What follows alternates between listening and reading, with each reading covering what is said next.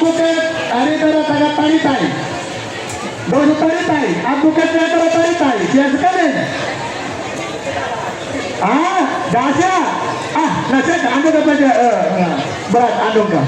Okay, so advocate ari Palayan, semua. Doon kanin. Ari semua. Okay, ya ampun. So, Gindulungan. Advocate na tara Gindulungan. Dito na po ang ating pinakamamatay na mga bisita. Okay, masaya po tayo dahil dumating na po ang pinakahihintay po ng lahat, no? Once again, we acknowledge the praise and God, the arrival of our visitors.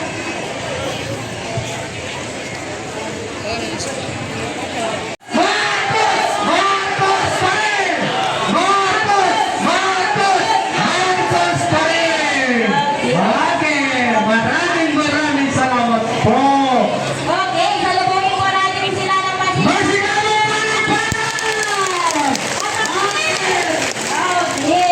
salamat. Request ko lang itong dihat kanan, balihog. Bago pumunta sila dito sa akin, ay nagkaroon ko na ng sabi ni Sir Apo, baka ayos ko yung area is secure. Sabi ko, parang daw si Apo sa akin na hindi naman siya. Nag-usap ko si Mayor, sabi niya, it's all yours. Use our visit. Nagkaroon na ng problema. Fortunately ay nagkaroon ng problema sa ating unang option na venue. Hindi ko na lang sinabi kay Sir Apo kasi makaisipin niya na tama na may problema at hindi kayo tutuloy lang kasi ipatayo sa mga vocal leaders natin. Yun ang mga situation na hindi natin inaasahan. Mapopoy. Those shortcomings ay hindi naman masasabing shortcomings. So we will shorten our program kasi ang mahalaga dito ay ang next part ng ating program, which is the consultation visit to our leaders. My courtesies once again to our visitor, of course si Sir Apo sa bulan kanyang kasamahan with Ibang Pilip. Bilisan lang kasi maiit yung panahon din. Sabi nga ni Sir, mayroong emergency dapat doon tayo sa kawan. Lumipat tayo dito. But then, lahat dito, palagay natin, sanay naman tayo. Other time na, saan tayo? Alam na tayo ng mga niyugan. Ito pa kaya, kasi paano, meron tayo kasi niyugan. Para sa taga-Maguindanao, sigurado naman dito po ako na yung support natin mula noon hanggang ngayon, hindi talaga po natigil. In fact, patuloy yung sigaw ng ating mga kasamahan. Hindi lamang po kami batos pa rin. Kahit kayong magsuporta sa gobyerno, kay GTN, andun po tayo. Kahit po sa kanyang programa, dinideliver po natin. So ako dito, i-introduce ko yung mga bisita natin, no, na kasama natin dito ngayon muna. Bago sa ating pagpapahayag. Para makilala ninyo, gaano kahalaga na ang Maguindanao del Sur or ang bayan ng Datungan, kasama na po yung ating mga nearest municipality dito from Gindulungan, Talayan, kung bakit kayo ang pinakauna na lugar kung saan kami gumawa dito sa Mindanao. Maalala ninyo nung isang beses noong December na punta tayo dito, nagtipon-tipon din tayo sa Gindulungan. Andun tayo lahat, kahit sa gitna ng init ng araw, na ginawa natin yung ano dapat natin gawin. After that, nagkaroon tayo ng mga project implementation, mga programa. Yung mga programa na yun, inisip na makakatulong po sa karamihan sa atin, unti-unti po siyang lumalaki, lumalawak, at umaaten. Ngayon, ang dating beneficiaryo natin na maliit na, ngayon masyadong lumaki, at hindi ang paglaki ng beneficiaryo. So sa araw na ito, naging posible po lahat ng mga project ninyo, naging posible po lahat ng mga programa natin dahil sa mga tulong at trabaho ng mga kasama. Ito po sila ang mga executive natin doon sa national headquarters natin, sa bagong Pilipinas. Una-una, pinapakilala ko yung ating executive director. Ito yung executive director natin. Siya po yung parang kapitan ng barko na nagmamaneho. Saan ang direksyon na pupuntahan, Katuwang po siya ng Victor Benot. Yan po yung pinakataas na posisyon mayroon tayo sa bagong Pilipinas. Yung ating executive director, si Sir Leo Mara, para madali na sa inyo, pag mayroon kayong problema, siya agad yung nagre-resolve. Kapag mayroong request sila, yung mga bagay, halimbawa sa tupad ninyo, ang immediate talaga na tao na pupuntahan na magbibigay ng solusyon, si Sir Leo. Kasi siya yung pinagsisikapan niya talaga lahat ng bagay ay magkaroon talaga ng resolution o ng pagsasayos doon sa programa. Pangalawa naman na tumutulong sa kanya yung mga off-stick. Mga managerial ito, mga executive position din ito, pero under sa kanyang management yan, dalawang katabi niya. Diba? Hindi kayo makakalapit sa kanya kung wala yan dalawang katabi niya. Sila yung, halimbawa, may problema sa pangalan ninyo, may problema sa benepisyo ninyo, halimbawa, nagtupad kayo before, di ba? Merong problema doon. Ayusin yung dapat na correct, dadaan yung kay Sir Jetro. Ito si Sir Jetro. Jetro Viray, galing siya ng Region 3, Pampanga. I think itong first time niya talaga sa Mindanao. This was the first time. Pwede ba bigyan natin ng palakpakan ganda? Si Sir Jetro, siya pinaka-stress dito kasi lahat ng project, halimbawa si Ma'am, pag nagsabi si Ma'am na bigyan ng 40,000 na tupad yan, yun ang problema ni Sir Jetro. Ganon ang workings dito. Tapos naman ito po, katabi pa rin Sir, si Ma'am Jamie. Siya din po ay off-steam, siya din po ay may mga katungkulan para pag may problema kayo, siya ang tagapalwa. Siya yung tulay para mapaabot dito yung concern. Sa mga NCR, siya yung ating NCR. Siya din po ay NCR natin na executive doon sa NCR. And lastly, yung mga ibang kasama ko, si Sir Ruben, RD, Regional Director din. Yung iba naman, nagkasiklase din sa pagkain sa RD. Ang pinaka-importante sa lahat, ito yung hindi nagagawa ng ibang mga hindi madaling gawin. Ito yung napakahirap na gawin. Pero, hindi po naging mahirap sapagkat sila na po talaga ang una. Kung kami naman nagdinig sa kanila, Ma'am, pwede bang bumaba kayo dito? Kausapin natin ang mga tao ng foundation. Mahirap yun kasi magdaan ka pa ng maraming proseso, maraming approval. Diba? Pero kapag sila na talaga mismo ang nagsabi, sisitahin naman natin yung ating mga kasamahan. Sisitahin naman natin yung nasa baba sa unahan. Kasi baka tingnan natin kung yung mga programa umaabot ba talaga. Kasi katuwang na sila ng ating ng Pangulo, ng ating pamahalaan. Kaya yung bagong Pilipinas, nabuo po yan para mag-alay po ng serbisyo at benepisyo sa ating mga ordinaryong tao. Yan po ang pinakadahilan kung bakit naitatag ang bagong Pilipinas. Kaya, pinapakilala ko din sa inyo, bago pa ako magbigay din ng pahayag, mas gusto kong mas una sa magbigay ng pahayag. Kaya hanggang kung maaari, pasok po tayo lahat, pakinggan niyo po. Sapagkat sa kanyang sasabihin ay hindi lamang po naging madali. Kailangan niya magbiyahe ng magbiyahe hanggang makaabot sa lugar nito. Marami yung nagtigil. Marami yung nagtitigil, nagsasabi, nagsasalita na huwag kang pumunta dyan, hindi ka nagtitigil dyan, huwag ka na bababa dyan. Pero hindi niyo mahihinto po ang isang Hilton Belo, isang babae po na may liderato, may pamumuno na pag ginusto niyang gawin, yung pagtulong sa kapwa sa mga Pilipino, wala pong makakapigil. Yan po ang ating Hilton Belo, Ma'am Blanibel David. Ma'am. Magandang umaga sa inyong lahat. Unang-una, paumanhin po kasi medyo na-delay tayo, no? Anong oras po kayo nakarating dito? Ha? Alas 7? Galing pa po kami sa tayo galing. Sa Corona Valley. Magsuot po na paumanhin. Ang pangalawa po ay aking pasasalamat sa presence po ninyo lahat dito. Napaka-init. Atensya na po, sabi ko kay ako, wala dapat nakatayo, lahat may upuan. Pero ako, anong nangyari? Bakit kulang ang upuan natin? Hindi kaya ng renta. Ay, naku, magana si Apo. Okay, yung po mga nandyan sa likod, dito na po kayo para magkasama-sama po tayo dito. Okay, ano po? Lahat. Para pag nag-picture taking tayo, makikita po kayo lahat. Okay? Ako po nagagala.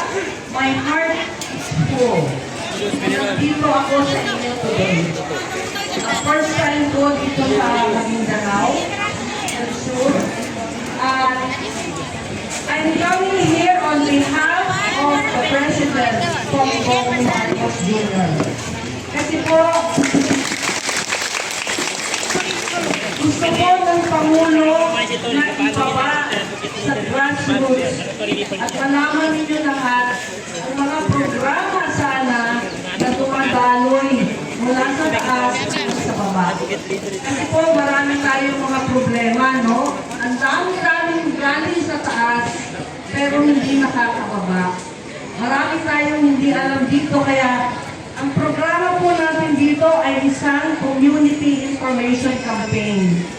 Ito po ay hindi one time, no? Ito po ay magiging proseso natin with MTR. Nagagawin natin assembly, kung anong mga bagong kailangan natin malaman sa grassroots. Gagawin ninyo to, gagawin natin together. Kaya tsaka lang po tayo. And meron po lahat na nandito ngayon, meron isang malaking responsibility.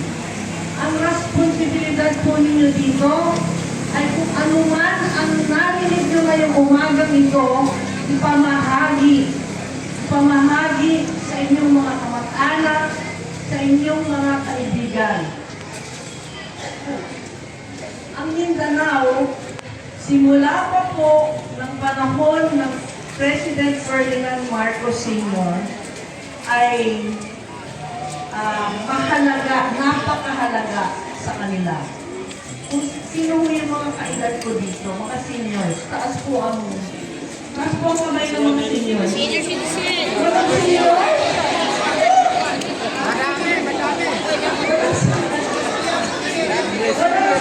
Walang 60 naman dito? Okay. Ha? Oh, okay ba yan? 66 years old ako. 66. Okay? So, ako po, isang loyalista, lumaki sa panahon ng administrasyon ng Pangulong Ferdinand Marcos Sr.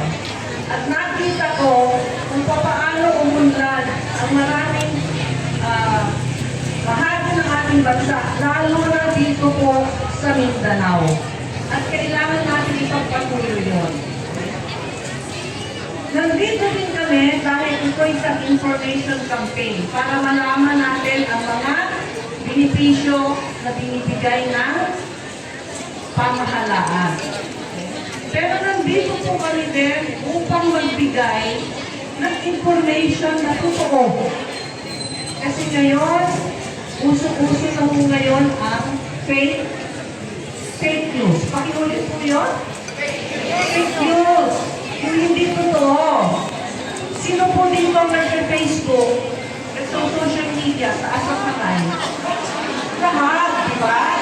Oh. Maraming, ang dami yung napapanood at naririnig. Na sa totoo lang, ay fake na. Okay?